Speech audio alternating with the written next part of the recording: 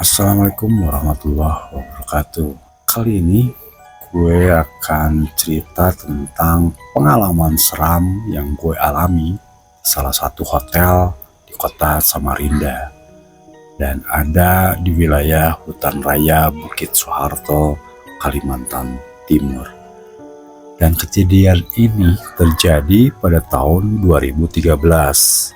Bismillahirrahmanirrahim. Gue ini orang yang paling takut ketinggian, bisa pingsan kalau harus berada di tempat tinggi.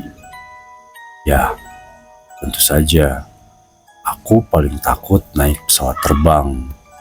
Tapi karena tugas kantor, dengan terpaksa, saya harus menggunakan pesawat untuk mencapai tujuan-tujuan luar kota.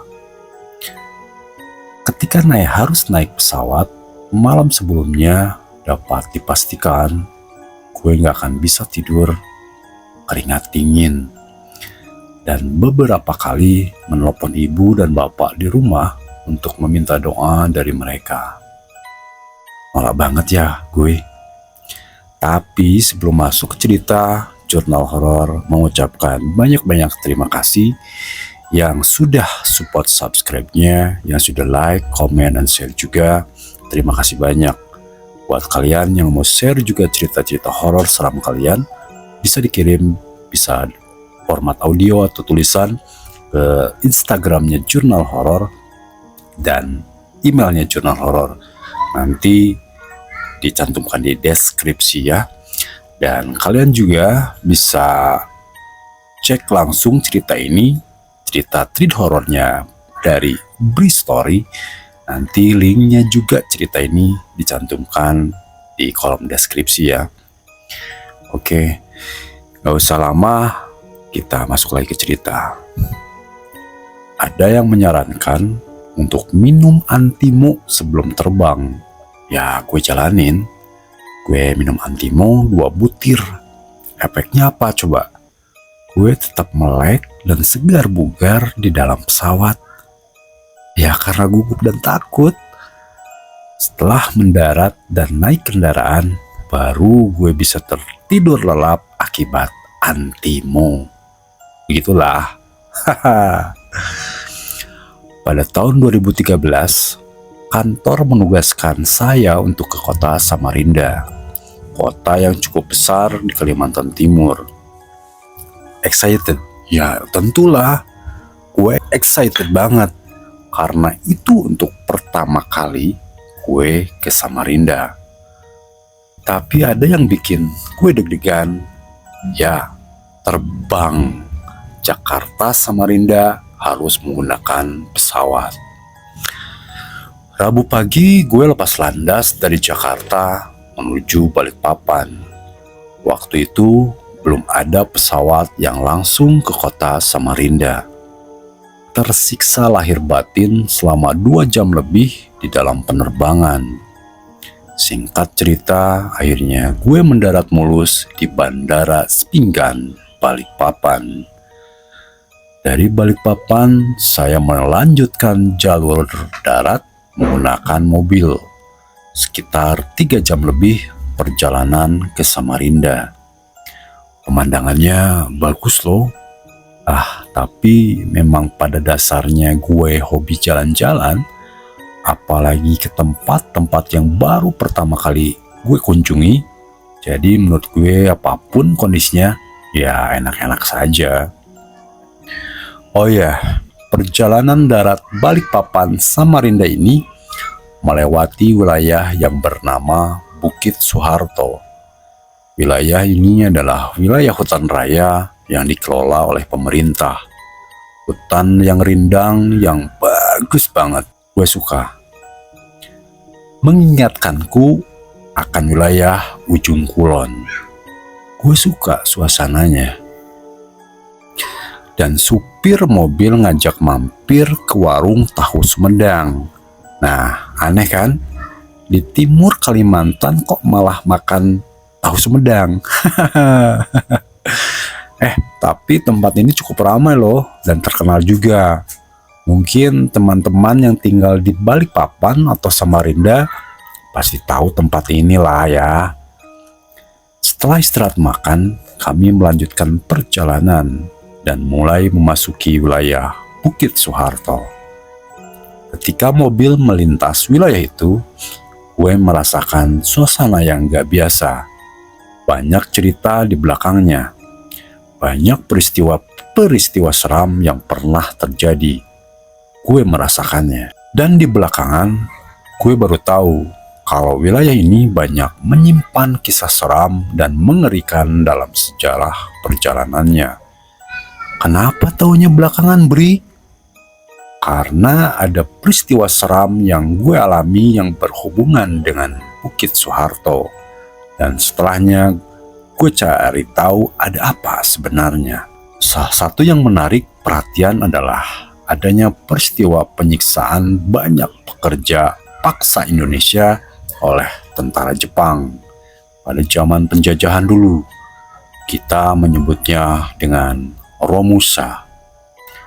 Menurut cerita warga, banyak penampakan-penampakan yang berkaitan dengan kejadian yang tercatat dalam sejarah itu. Belum lagi ada cerita yang beredar mengenai kejadian ada orang yang dirampok dan kemudian dibunuh. Jasadnya dibuang di wilayah hutan Bukit Soeharto. Nah, kejadian yang terakhir inilah yang sepertinya ada secara mendasar dengan kejadian yang gue alami di Samarinda nanti. Matahari sudah hampir sejajar dengan ubun-ubun di kepala ketika mobil yang gue tumpangi mulai memasuki kota Samarinda. Gila panasnya. Tujuan saya langsung ke kantor klien untuk menyelesaikan pekerjaan secepatnya, supaya bisa langsung mencari kopi lokal. Kopi lokal, Bri? Iya, kopi lokal. Sebagai pecandu kopi, setiap daerah yang dikunjungi, saya pasti mencari kopi asli daerah setempat. Makanya, gue mau buru-buru ke hotel supaya bisa langsung jalan-jalan keliling kota dan ngopi. Nah, silahkan yang belum ngopi dulu. Dengerin ceritanya. Gak berapa lama gue sampai juga di hotel tempat gue tinggal 2 malam ke depan.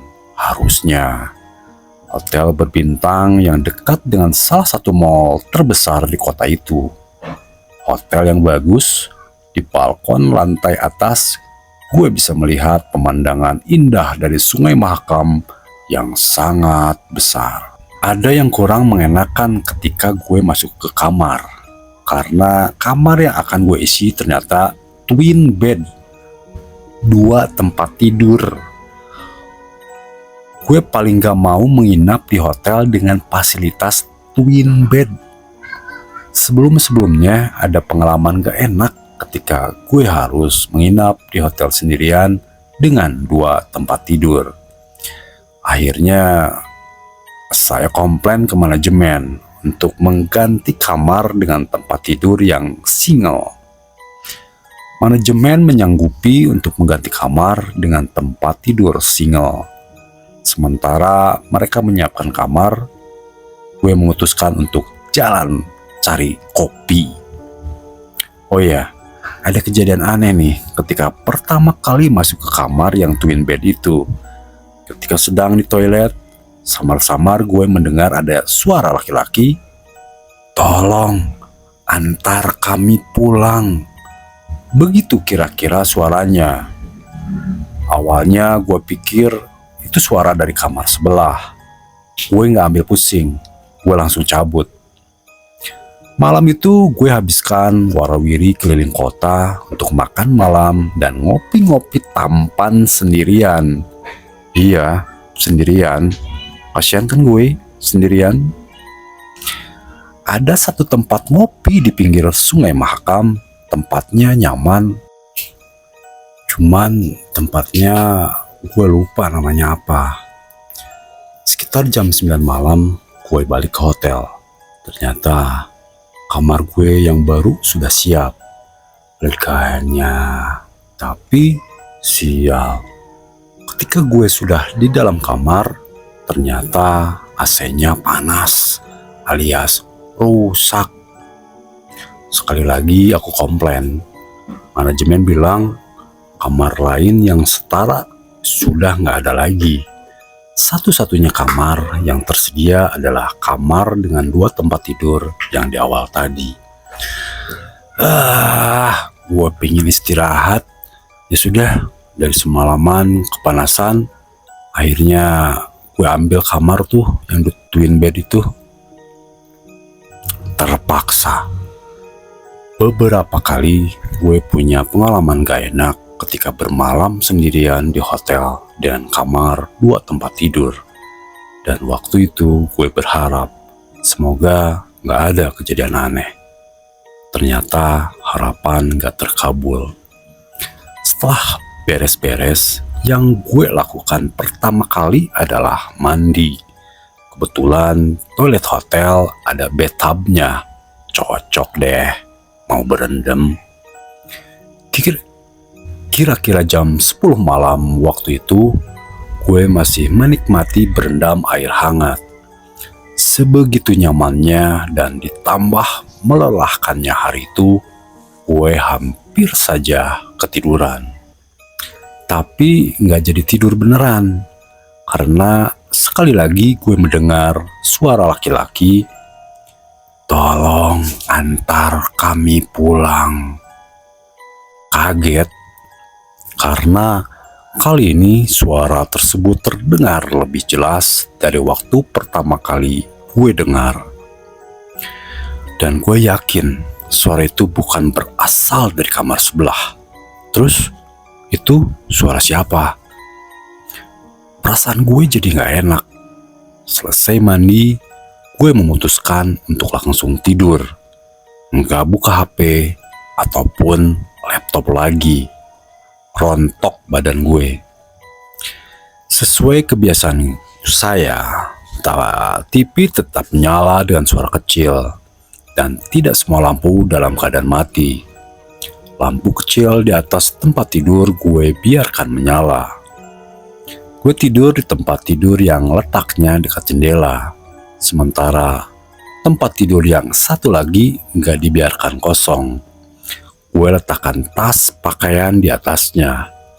Seperti gue bilang di awal, gue tuh trauma dengan tempat tidur kosong.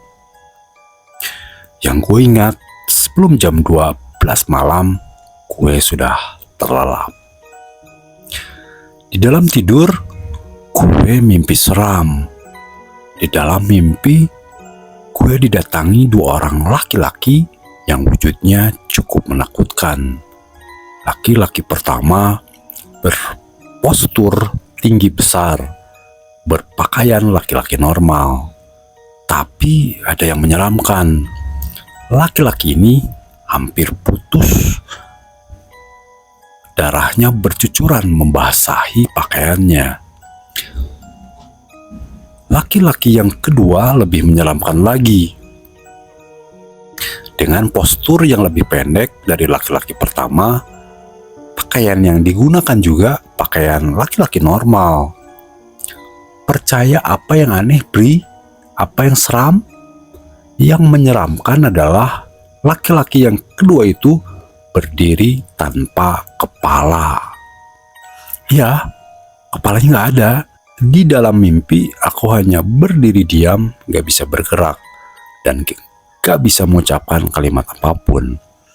Gue hanya mendengarkan saja ketika laki-laki yang masih ada kepalanya berkata, "Tolong antar kami pulang." Sebegitu ketakutannya, gue sampai terbangun dari tidur dengan napas tersenggal-senggal. Terbangun, tapi aku tidak bangkit dari tempat tidur. Posisi miring ke kiri, menghadap jendela kamar, membelakangi tempat tidur yang kosong. Bisa bayangin kan posisinya? Dan gak seluruh jendela kamar tertutup tirai. Sebagian gue biarkan terbuka, sehingga sebagian kaca jendela terlihat. Nah, ketika masih kaget dengan mimpi yang baru dialami, tiba-tiba pemandangan gue menangkap ada yang aneh dari kaca jendela. jendela kamar maksud gue. Kaca itu mencerminkan situasi dan keadaan di belakangku. Situasi di tempat tidur kosong. Karena penasaran, gue coba untuk lebih memperhatikan, lebih fokus. Ternyata dari pantulan kaca itu, gue melihat dua orang laki-laki yang baru saja hadir dalam mimpi gue. Mereka tepat berada di belakang gue. Laki-laki yang posisi pertama duduk di tempat tidur menghadap gue. Laki-laki yang kedua berdiri di sebelahnya tanpa kepala menghadap ke gue juga. Kebayang gak? Gue gak berani ngapa-ngapain. Badan gemetar ketakutan, membaca doa sebisanya. Di tengah kekalutan, gue memutuskan untuk memejamkan mata. Tapi baru beberapa menit setelah memejamkan mata, telinga kanan merasakan ada hembusan udara hangat seperti napas. Ada yang bernapas dekat telinga. Di tengah-tengah kekalutan, tiba-tiba sekali lagi gue mendengar suara berbisik pelan di telinga. Tolong antar kami pulang. Beberapa detik kemudian, gue sontak langsung berdiri dan memberanikan diri melihat ke arah posisi dua laki-laki itu berada. Ternyata mereka udah gak ada. Gue langsung lari keluar kamar dan duduk di balkon hotel. Setelah mulai agak tenang, gue telepon Om Denny yang udah ngikutin cerita gue dari dulu-dulu, harusnya masih ingat siapa Om Denny. Dalam percakapan telepon, gue menceritakan semuanya dari awal. Dan Om Denny bilang, "Ya udah, Bri, kamu antar pulang aja. Kasian, antar pulang. Kemana, Om? Mereka juga nggak minta diantar kemana. Pokoknya nggak mau, Om." Jawab gue agak kesel. "Nanti mereka akan kasih tahu mau kemana mereka pulang. Kamu tinggal ikut aja," kata Om Denny di akhir percakapan. Inti dari percakapan gue dengan Om Denny adalah mereka benar-benar minta tolong untuk diantar pulang. Pulang kemana? Kenapa minta tolongnya ke gue? Karena mereka menganggap aku cukup kuat dalam tanda kutip untuk menjadi pemandu mereka ke tempat tujuan mereka pulang. Sebelumnya sudah sering meminta pertolongan, tapi nggak ada yang cukup kuat untuk membantu. Itu menurut omongan Om Denny. Allahu a'lam. Setelah mulai terdengar alunan suara orang membaca Al-Quran dari masjid sekitar, gue akhirnya baru berani masuk kamar lagi. Terlelap sebentar. Kamis pagi, gue siap-siap untuk melaksanakan tugas kantor di hari terakhir. Rencananya gue akan check out Jumat pagi esoknya, langsung balik ke Balikpapan dan terbang ke Jakarta jam 1 siang. Itu rencananya. Tapi pada kenyataannya ternyata tidak berjalan sesuai rencana. Ketika gue sampai di lobi hotel, ternyata pas supir yang menjemput sudah menunggu. Kami langsung berangkat. Di dalam mobil, pas sopir yang gue lupa namanya membuka percakapan yang bikin gue kaget. "Mas Pri, itu tadi temannya ya? Kok nggak diajak sekalian?" "Teman yang mana, Pak?" tanya gue penasaran. "Tadi saya lihat Mas Pri keluar dari lift berdua dan berbincang akrab." Padahal ingat banget. Tadi di dalam lift gue sendirian sampai ke bawah, gak ada orang lain. Baiklah, hari itu gue gak fokus kerja. Badan lemes banget, seperti ada karung pasir di bahu. Berat. Gue pikir karena memang kurang tidur pada malamnya. Beberapa rekan klien mengatakan wajah saya pucat. Beberapa kali terlihat bengong. Gue bilang aja, mungkin karena kecapean. Untungnya tugas kantor selesai. Gak sore-sore amat, jam 2 siang sudah beres. Syukurlah gue bisa balik ke hotel lebih awal dan mau bayar tidur. Sampainya di hotel, gue langsung tepar. Terlelap tanpa sempat mandi dan ganti baju. Capek banget rasanya saat itu. Di dalam lelapnya tidur, sekali lagi gue bermimpi. 2 orang itu kembali datang. Dan sekali lagi juga mereka bilang, "Tolong antar kami pulang." Gue terbangun dari tidur menjelang maghrib. Bangun tidur badan malah terasa capek banget, boro-boro seger. Gue melamun bentar mikir, mereka yang tanda kutip yang berisik banget minta antar pulang. Beberapa saat lagi malam menjelang, dan malam Jumat pula. Perasaan gue bilang kalau malam nanti pasti akan lebih heboh, tanda kutip ya, hebohnya dari malam sebelumnya. Daripada tersiksa lagi semalaman, akhirnya gue memutuskan untuk check out selepas maghrib dan langsung berangkat menggunakan travel ke Balikpapan. Mendingan gue cari hotel di Balikpapan saja. Gue mau tenang. Gak memperdulikan omongan Om Denny yang menyuruh gue untuk mengantar mereka tanda kutip pulang, gue langsung berkemas dan berangkat ke Balikpapan. Bodoh amat. Untungnya gue masih dapat tempat duduk di travel tujuan Balikpapan, walaupun dapat mobil terakhir hari itu, keberangkatan jam 10 malam. Jam 9 malam, gue sudah sampai di pool travel. Hanya ada beberapa orang di dalam ruang tunggu. Mungkin karena bukan hari libur atau musim liburan, jadi jarang ada orang yang berpergian keluar kota. Mungkin mendekati jam keberangkatan, yaitu jam 10 malam, ruang tunggu semakin kosong. Hanya ada gue dan seorang laki-laki berumur sekitar 30 tahunan. Tepat jam 10 malam, Pak supir bilang mobil akan berangkat. Kami untuk penumpang dipersilahkan masuk. Benar aja, mobil benar kosong. Penumpang hanya 2 orang, hanya ada gue dan laki-laki yang tadi gue bilang. Gue duduk tepat di belakang kursi supir. Kursi sebelah gue kosong. Penumpang yang satu lagi duduk di deretan kursi tengah di belakang gue duduk.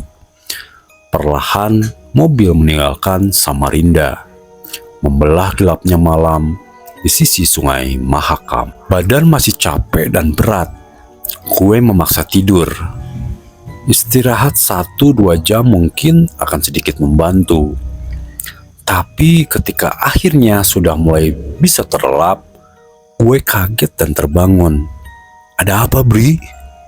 Ingat kan satu penumpang lain yang duduk di belakang? Ya, tiba-tiba dia sedikit terlihat panik dan berkata, "Pak sopir, stop Pak, stop. Saya turun di sini aja." Pak supir langsung menghentikan kendaraan dan bertanya, "Kenapa nggak jadi ke Balikpapan, Pak?" "Gak apa-apa, Pak. Saya batal pergi," jawabnya. Posisi mobil masih sedikit di luar kota Samarinda, kira-kira baru berjalan 30 menit. Tapi ketika penumpang itu berjalan pintu keluar, dia berbisik pelan ke arah gue. Dan dia bilang, "Jangan nengok ke kursi belakang ya Mas, pokoknya jangan." Dia langsung turun setelahnya.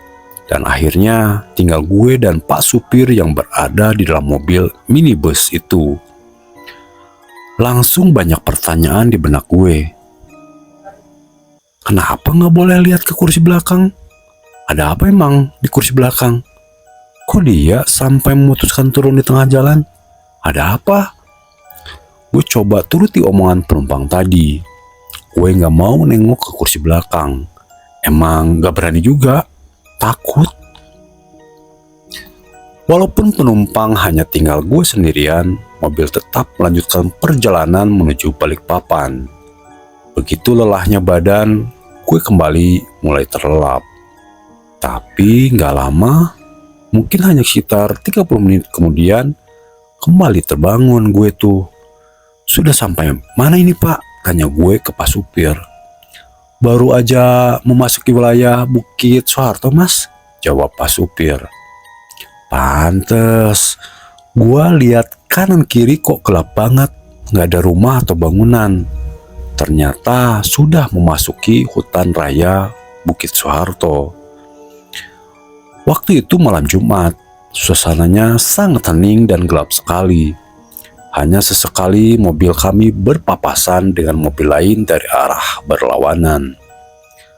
Daerah kawasan Bukit Soeharto pada siang hari pun sudah menyeramkan, apalagi tengah malam dan malam Jumat pula. Ketika Pak Supir memacu kendaraan dengan kecepatan cukup tinggi, gue langsung bilang ke beliau untuk jangan terlalu ngebut dan tetap berhati-hati. Beberapa saat kemudian, di tengah heningnya suasana, hanya terdengar suara mesin mobil yang gak terlalu keras. Tiba-tiba gue mendengar suara yang sangat tipis.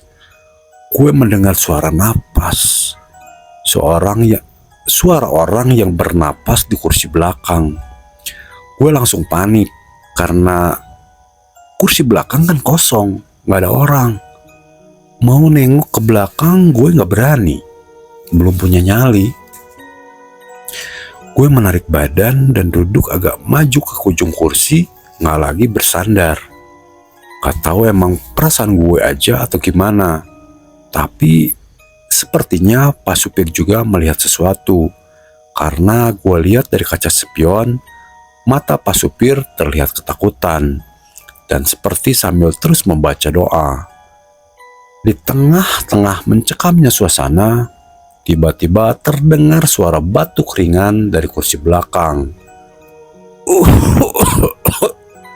Kira-kira ya seperti itulah bunyinya. Refleks, gue nengok ke kursi belakang, ke arah sumber suara. Dan di kursi belakang, tepat di belakang kursi tempat gue duduk, gue melihat dua orang yang mendatangi gue di hotel tadi. Dengan penampilan yang sama, yang satu dengan kepala nyaris putus, dengan darah yang membasahi pakaiannya, yang satu lagi duduk di sebelahnya hanya badan, tanpa kepala. Langsung lemes badan gue. Ternyata mereka ikut. Gue masih ingat detailnya sampai sekarang. Masih ketakutan kalau ingat kejadian ini. Beberapa detik gue berpandang-pandangan dengan dia yang masih ragu. Dia tersenyum tipis ke gue di dalam gelap. Gue panik, ketakutan, langsung memejamkan mata. Gak sadar, gue memegang dengan kuat pundak Pak Supir dari belakang. Tapi beliau diam saja, seperti sudah mengetahui peristiwa yang terjadi di belakangnya.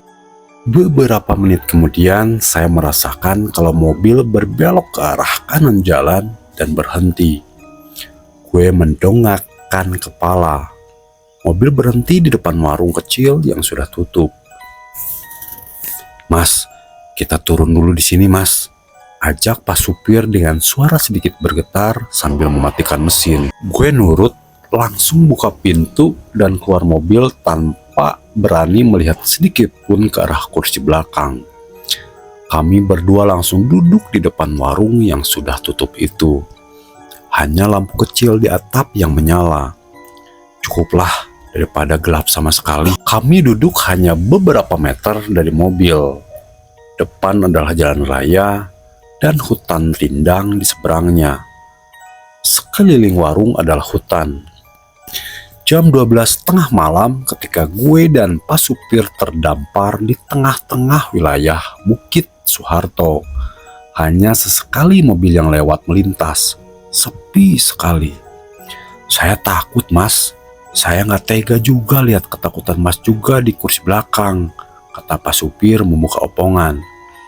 "Emang Bapak lihat mereka juga?" tanya gue pelan. "Saya lihat dari spion. Waktu Masnya masih tidur pun mereka sudah ada. Saya sudah lihat duluan." Waduh, karena gue gak mau lama-lama terdampar di situ, akhirnya sekali lagi gue telepon Om Denny. Bodoh amat. "Om, tolongin aku Om." Gue langsung bilang gitu ketika Om Denny mengangkat telepon di ujung sana. Setelah gue ceritakan semuanya, Om Denny malah ketawa, ngeselin. Kemudian Om Denny nyuruh untuk meletakkan HP gue di dalam mobil. Beliau mau mencoba berkomunikasi dengan tanda kutip mereka. Dengan berat hati gue ikuti kemauannya, tanpa melihat ke kursi belakang. Saya meletakkan HP di kursi tengah mobil. Setelah itu, saya menutup pintu dan kembali ke tempat semula. Cukup lama Om Denny berkomunikasi tanda kutip. Gue hanya bisa nunggu dengan sabar dan penasaran. Sekitar 15 menit kemudian, tiba-tiba pintu mobil terbuka dengan sendirinya. Gue dan Pak supir melihat dalam diam 1000 bahasa. Kemudian, tiba-tiba terlihat 2 orang keluar dari mobil. Orang yang tanpa kepala turun belakangan. Mereka berjalan pelan menuju jalan raya dan masuk ke dalam hutan.